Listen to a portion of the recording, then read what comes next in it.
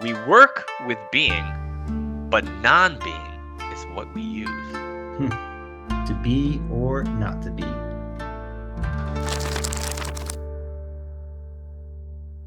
All right, welcome everyone. We're doing a Tao Te Ching reading today from the famous and amazing Tao Te Ching. I don't know if you can see that. There it is.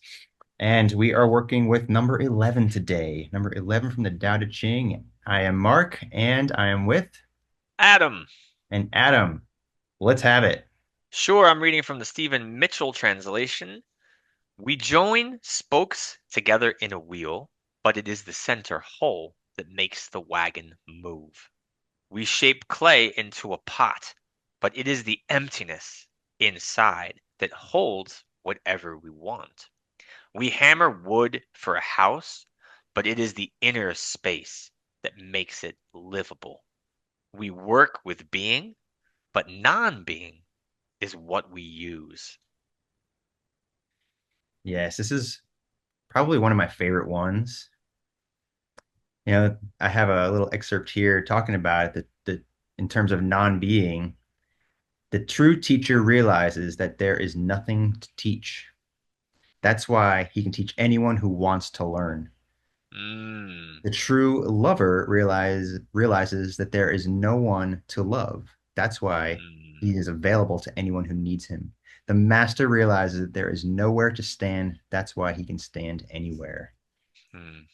So this sort of reminds me of number one, which we discussed Yeah. in some ways, where it's talking about as soon as you name something, it kind of takes Mm, on a different mm, form.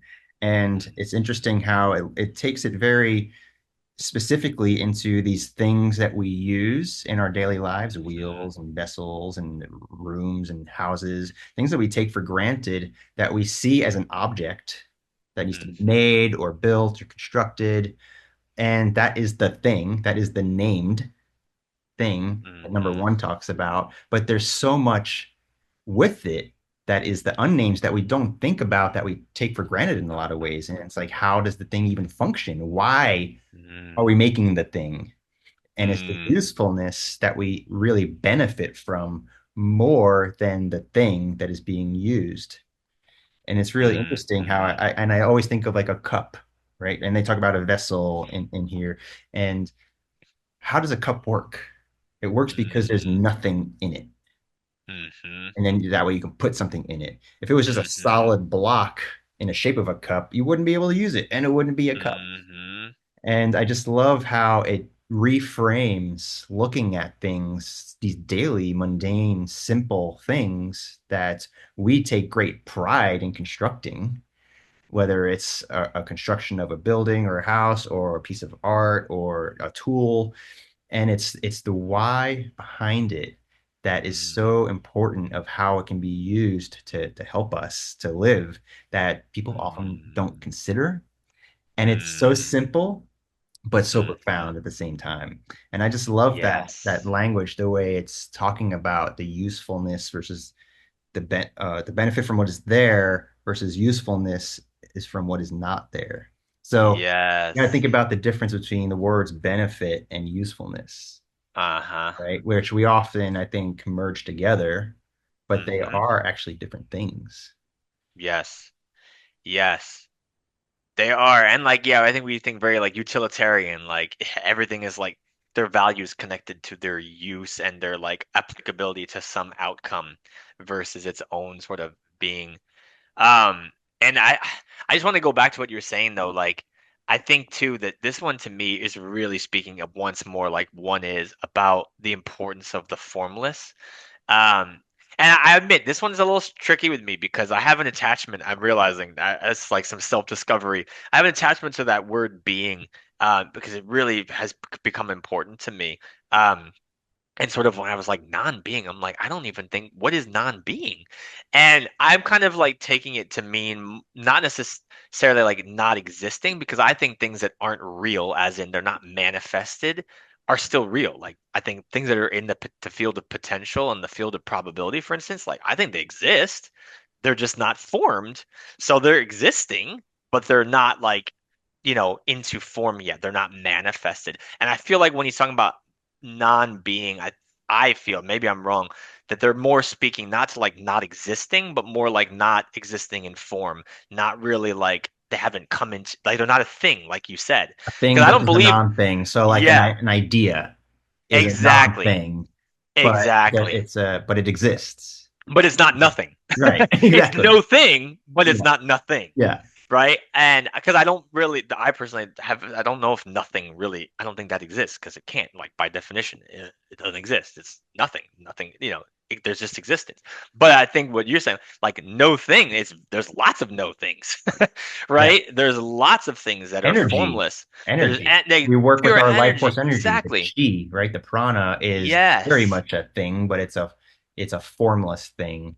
And Yes. faith. I mean, right? Belief. Yes. And that's what gets a Yes. little sticky for some people is that seeing is believing concepts that traps a lot of Yes. people. Well, I need to see it to believe it. Yes. Well, you don't. That's a trap. That's a condition. Right? It is, and actually, it like if I might be wrong, take everything I say with a boulder of salt, people. I'm a guy on the internet, but the it collapses the field. Like if you think about it, like so, like to use like quantum language, like it's sort of like 0 point energy. This concept of 0 point Yes. energy, where there's this point in the here and now where nothing exists, but everything exists in this point, right? It's a Yes. point of full potential. And what it's saying is like everything is springing out of this nothingness, this 0 point energy. It's not that it's nothing, it's that it's just, it's like a womb of potential probabilities that can give rise to infinite things.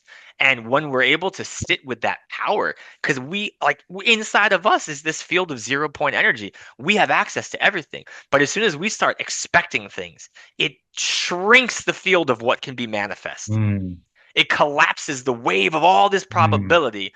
And I think that's what the Tao is telling us. Like, dude, there's so much power in being able to sit with all that could be, with all this unmanifested formlessness. But as soon as we start feeling like it has to go a certain way, it has to be this way, we collapse all that possibility into these little yeah. things. And we have these lives that aren't as maybe rich as they could be. We Awesome. have all these timelines that aren't maybe as, whatever that they could be.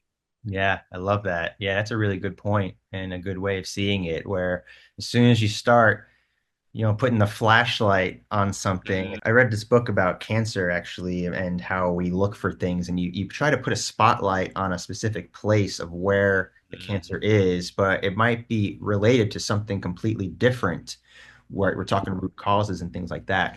But you're Mhm. so myopic and fixated Yeah. on the point of pain or the point of discomfort and you're looking there, Yeah. but the thing that's the issue is over here and putting the Yes. spotlight on something that is you're never really going to find what you're looking for. You got to Yes. broaden that viewpoint. You got to put more of a floodlight versus a spotlight on the Yes. situation to see the bigger picture, right? That's what it is, Yes. bigger picture. And that's what one is talking about as well, right? There is this bigger thing. And as soon as we start thinking about it, we're bringing Yeah. that, like you said, we're bringing Uh-huh. that field in. And we're We're narrowing. not feeling outward. We're thinking in, Yes. and that it's Yes. limiting. And all It's a of modern compression. science and modern education and all this modern viewpoint is doing exactly that. It's Yep. limiting everything. It's And compressing there was everything. such an And we see that in the expansive digital world too. view. Yeah. Yes. But there was such this expansive view back in the day, and people think, oh, that's the ancient times. They didn't know what they were talking about. And now we know everything because we're Yeah. modern and we have, instruments and all these things. And, Yeah, yeah. there's some good things that came out of that, but For sure. it's like putting your eye in a microscope where Yeah.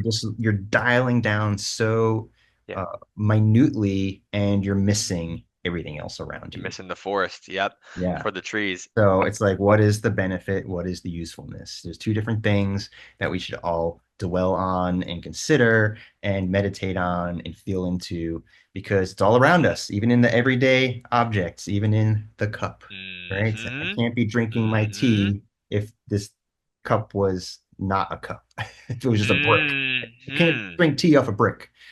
So Mm-hmm. let us know what you all think. This is it's a great one. Love number 11. Tell us what you think in the comments. Agree, disagree, see something completely different that we didn't talk about. We'd love to hear what you all think. And like and subscribe, share with a friend. And until next time, enjoy a Thank you. full day.